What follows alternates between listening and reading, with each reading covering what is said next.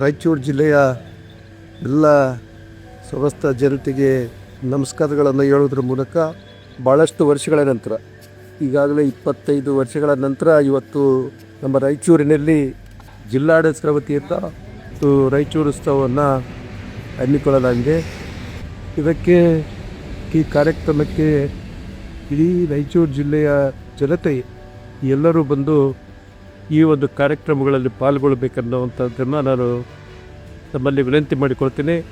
ಅದರ ಜೊತೆಗೆ ಅನೇಕ ಸಾಹಿತಿಗಳು, ಗಣ್ಯಮಾನ್ಯರು ಹಾಗೂ ಸಚಿವರು, ಶಾಸಕರುಗಳು ಮತ್ತು ರಾಜ್ಯದ ಮುಖ್ಯಮಂತ್ರಿಗಳಾಗಿರ್ತಕ್ಕಂಥ ಸನ್ಮಾನ್ಯ ಸಿದ್ದರಾಮಯ್ಯ ಸಾಹೇಬ್ರವರು ಮತ್ತು ಉಪಮುಖ್ಯಮಂತ್ರಿಗಳಾಗಿರ್ತಕ್ಕಂಥ ಡಿ ಕೆ ಶಿವಕುಮಾರ್ ಸಾಹೇಬ್ರವರು ರಾಯಚೂರು ಜಿಲ್ಲೆಯ ಕಾರ್ಯಕ್ರಮಕ್ಕೆ ಕೂಡ ಅವರು ಕೂಡ ಭಾಗವಹಿಸ್ತಾರೆ.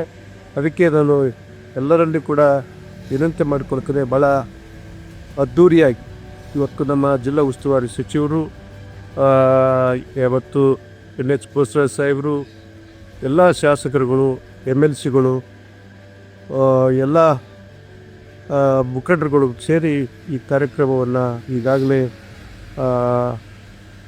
ಕ್ರೀಡೆಯನ್ನು ಮಾಡುವುದರ ಮೂಲಕ ಈಗಾಗಲೇ ಚಾಲನೆ ಆಗಿದೆ.